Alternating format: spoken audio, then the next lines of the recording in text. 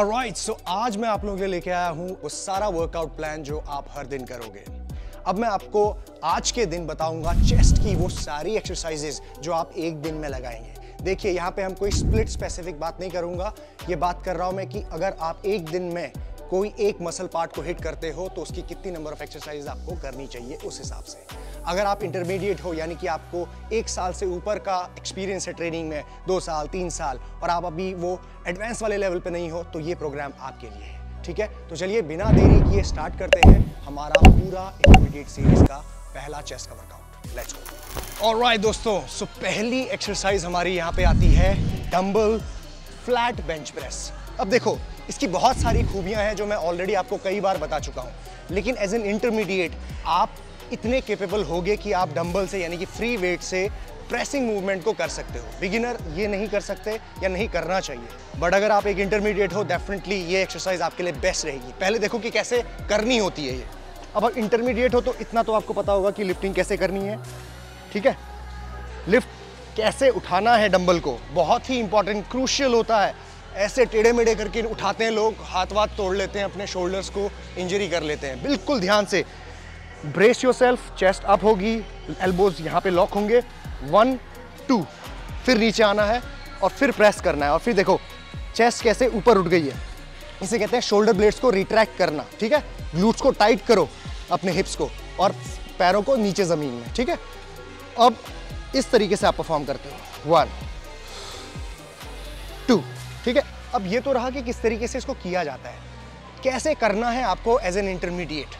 आप जब ट्रेनिंग करने के लिए आओगे तो सबसे पहले वार्म अप करोगे। ठीक है, उसके बाद जॉइंट को वार्म अप करने के बाद, मसल को थोड़ा सा खोलने के बाद, आप जब इस बेंच पे लेटोगे तो ऐसे वेट पे पहुंचना जिस वेट के आपके सिर्फ 10 रेपिटेशन आए।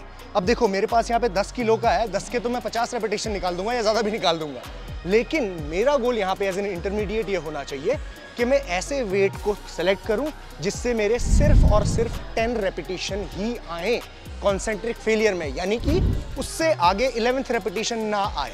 ठीक है, अब ये करने के लिए आपको 2-3 वार्म अप सेट भी लेने पड़ सकते हैं। अब जब आप पहला वार्म अप सेट लोगे, मान लो कि 10 केजी से ले रहे हो, तो 10 केजी के 50 रेपिटेशन नहीं लगाने हैं, 10 केजी के 5-7 लगाओ, मूवमेंट को समझो। उसके बाद वेट फिर से बढ़ाओ, 20 केजी का उठाओ, फिर 4-5 रेपिटेशन लगाओ, फिर थोड़ा रेस्ट लो।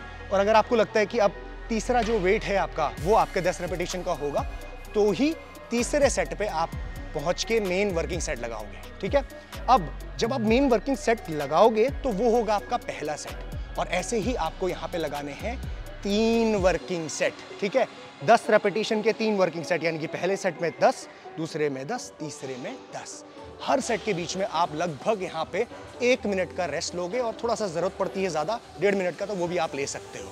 ठीक है, ऑलराइट, तो अब मैं आपको 2 इंपॉर्टेंट चीज़ें बताता हूँ एज एन इंटरमीडिएट आपको क्या ध्यान रखना है। जब आप वेट लेके नीचे आते हो तो आप एल्बोज देखोगे मेरे, मैं बहुत वाइड नहीं कर रहा हूँ। ठीक है, वाइड मतलब कि ऐसे। अब जब भी आप ऐसे करते हो ना, तो कहीं ना कहीं अननेसेसरी आपके शोल्डर पे, जॉइंट पे प्रेशर पड़ती है। थोड़ा सा क्लोज करना है एल्बोज को। जब आप थोड़ा क्लोज करोगे ना, तो बड़ी कंफर्टेबल पोजीशन बन जाती है आपके शोल्डर के लिए, और इसमें आप वेट भी ज़्यादा ले पाओगे। ठीक है, यूँ, और आपका चेस्ट पूरी तरीके से टारगेट होता है, यानी कि पेक्टोरियल मसल।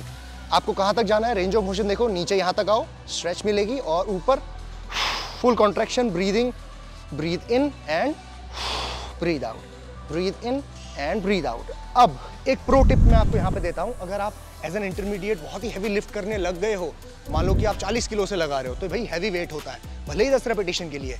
सो ऑलवेज यूज रिस्ट रैप्स आते हैं और एल्बो सपोर्ट आता है, तो ये दोनों चीजें आप लगा के अपने आप को प्रोटेक्टेड करके ही आप वर्कआउट कर रहे हो। ठीक है, एंड गाइस, वीडियो में आगे बढ़ने से पहले एक इंपॉर्टेंट बात, अगर आप ट्रेनिंग कर रहे हैं और अभी भी आपने अपना जिम स्टार्ट किया है वर्कआउट करना, आप कंफ्यूज्ड हैं कि अपने मसल बिल्डिंग के या फिर फैट लॉस के प्रोग्राम को कैसे डिज़ाइन करें, कब कौन से दिन वर्कआउट करना है, कौन से मसल पार्ट को एक साथ लगाना है, रैप रेंज क्या होना चाहिए, कौन सी एक्सरसाइजेस करनी चाहिए, ट्रेनिंग प्लान कैसे बनाया जाता है, अगर आप ये सीखना चाहते हैं तो हिमालयन स्टैलियन एकेडमी में मैंने आप लोगों के लिए एक कोर्स बनाया है जो इस दुनिया का सबसे अफोर्डेबल कोर्स है, और वो आप 12 चैप्टर्स के जरिए पूरे 1 महीने के लिए एक्सेस कर सकते हैं मेरी वेबसाइट हिमालयन स्टैलियन एकेडमी की वेबसाइट में।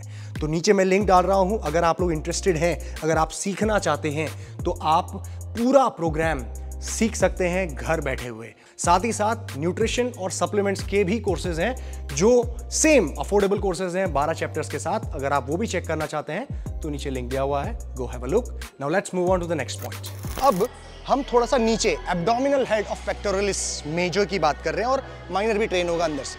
कैसे? देखो, ये बहुत ही ब्यूटीफुल एक्सरसाइज है, एट द सेम टाइम थोड़ी डिफिकल्ट है, लेकिन इंटरमीडिएट्स के लिए ये परफेक्ट रहेगी। चेस्ट पे जब आप लगाते हो तो थोड़ी आपकी कोशिश ये होती है कि आप आगे की तरफ फॉल करो, यूं, ठीक है। अब देखो मैं कैसे कर रहा हूं, ठीक है, आगे की तरफ, ये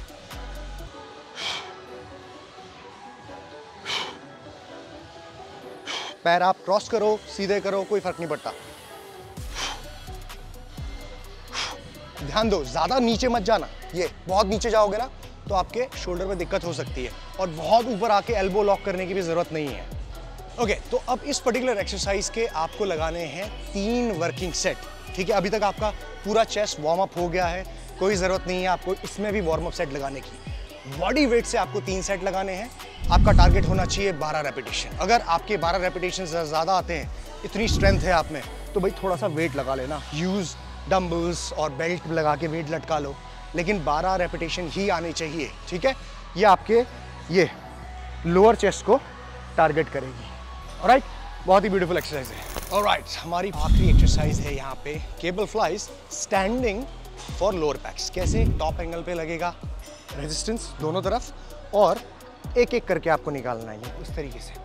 थोड़ा सा आगे आना, वहीं पे लगाओगे तो उतना रेजिस्टेंस नहीं मिलेगा, हल्का सा आगे, ठीक है। पैर आपके क्लोज रहेंगे। ये 1 2 3